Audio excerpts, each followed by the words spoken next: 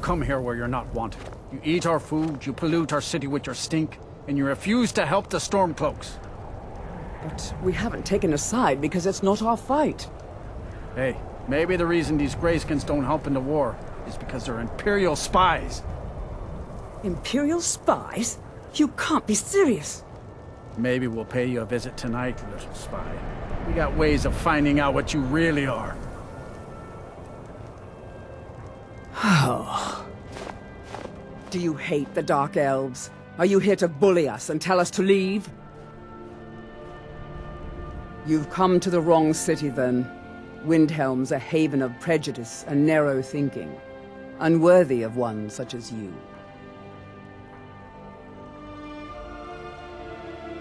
Some of these Nords will come up with any excuse to despise us. And it isn't just the Dark Elves they hate. They make a target of the Argonians as well. In fact, just about anyone who isn't a Nord is fair game for their bullying.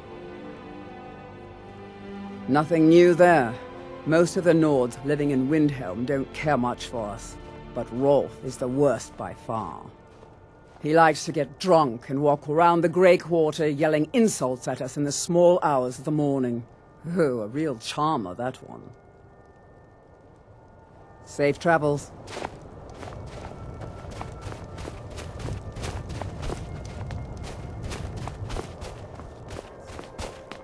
The townsfolk want me captured.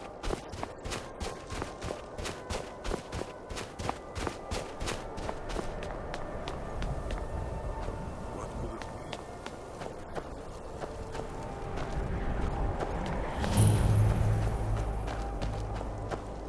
By the gods, it's true, isn't it? A dragon has attacked Whiterun. Balgruuf won't give us a straight answer. He's a true Nord. He'll come around.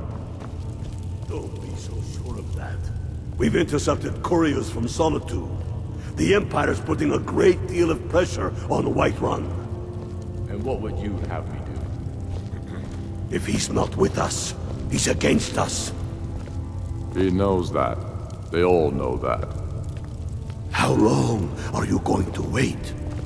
You think I need to send Balgruuf a stronger message? If by message you mean shoving a sword through his gullet.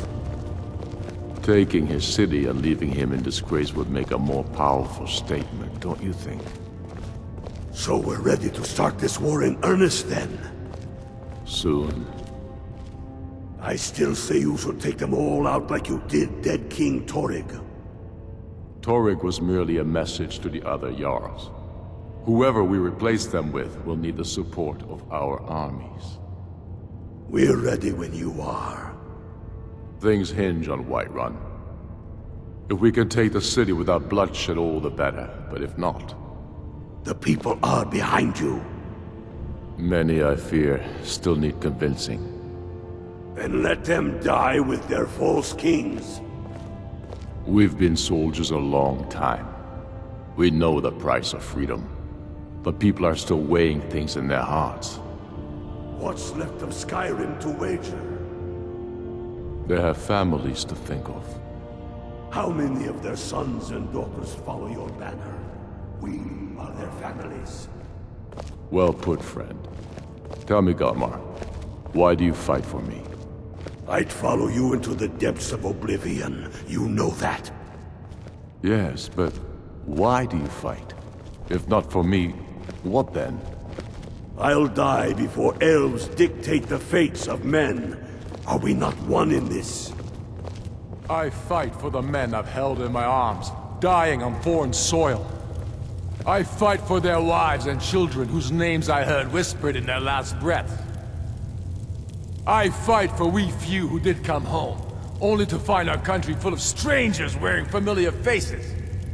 I fight for my people, impoverished to pay the debts of an empire too weak to rule them, yet brands them criminals for wanting to rule themselves.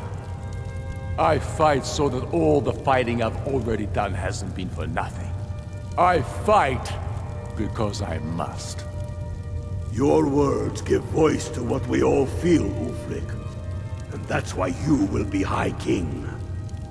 But the day words are enough, will be the day when soldiers like us are no longer needed. I would gladly retire from the world, were such a day to dawn. Aye, but in the meantime, we have a war to plan. The Stormcloaks are finding victory across the land. Sir, there continues to be unrest in the Grey Quarter. Blasted Dark Elves. I don't suppose you could tell them that I presently have larger concerns, such as all of Skyrim. They don't seem to be very sympathetic to our cause, sir. Let me know if you hear anything more substantial. Of course, my lord.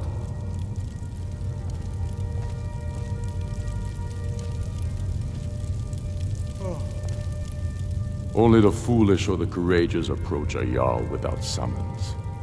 Do I know you? Is that so? Ah, yes. You were with us at Helgen. Destined for the chopping block, if I'm not mistaken. Raylof's alive. I hope that's true. He's a damn good man. But he hasn't returned yet. So I'll need to wait for his account. For now, speak with Galmar. I'm always looking for able fighters. Not everyone can say they made it out of Helgen. Seems we're all branded villains these days. So long as your criminal past stays in the past, and you fight for me with honor and integrity, we'll welcome you into our ranks. Aye, but in the meantime, we have a war to plan.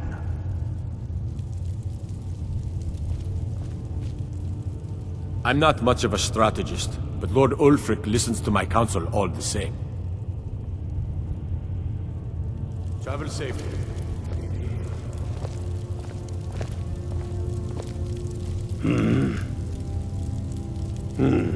Helgen, huh? Ulfric told us quite the story. If you made it through all that, you're likely worth something to me. Yeah, but first, tell me, why does a foreigner want to fight for Skyrim?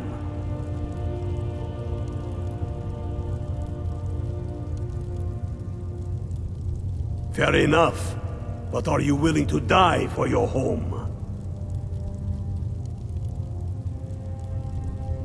All right. But before I can put you to use, I need to know how much you can take. I have a little test for you. The kind men use to measure themselves. I'm sending you to Serpentstone Island. If you survive, you pass. If you die, well, you weren't going to be much use to me anyway. It's where men have tested their metal for ages. It's a strange rock formation built by the ancients. Something about that place attracts the ice wraiths. You kill an ice wraith out there, and I'll have all the proof I need about you.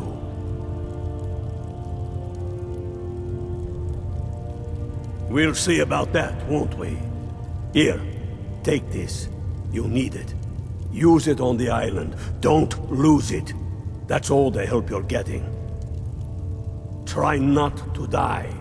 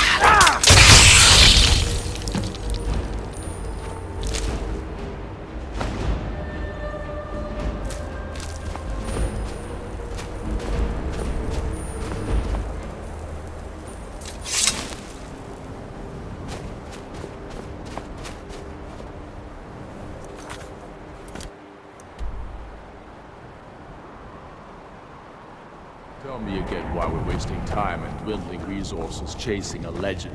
We don't even know it exists. The Jarls are upset. They don't all support you. Damn the Jarls. They demand the moot. And damn the moot!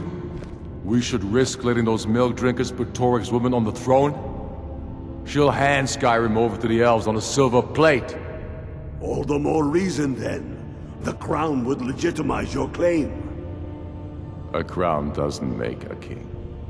No, but this one. If it even exists. It exists, and it will be the symbol of the righteousness of our cause. Think about it. The jagged crown. It heralds back to a time before Jarls and Moots. Back to the time when the king was a king because his enemies fell before him, and his people rose because they loved him. Skyrim needs that king. You will be that king, Ulfric. You must be. You're certain you found it? When have I ever been false with you? Fine. I'll send the Unblooded here with you. Fancy a crawl through a moldering dungeon to see if you can't stir up Garmar's jagged crown. It will be there. You'll see. You're alive. I owe Ulfric a drink. I have to admit, I didn't think we'd be seeing you again. I misjudged you. You're definitely Stormcloak material. It's time we made this official. You ready to take the oath? Not at all. That was as much a test of your abilities as it was your resolve. I wasn't sure your heart was in it, but you've proven me wrong, and I respect that. Now, if we're done being sentimental, it's time for you to take the oath. Before you're one of us, you must swear fealty to Jarl Ulfric Stormcloak, future High King of Skyrim. You must also pledge unswerving loyalty to your fellow Stormcloaks, to Skyrim, and to her people. That's the spirit. By swearing this oath, you become one of us, a hero of the people, a true son of Skyrim, a Stormcloak. Repeat after me. I do swear my blood and honor to the service of Ulfric Stormcloak, Jarl of Windhelm and true High King of Skyrim. As Talos is my witness, may this oath bind me to death and beyond.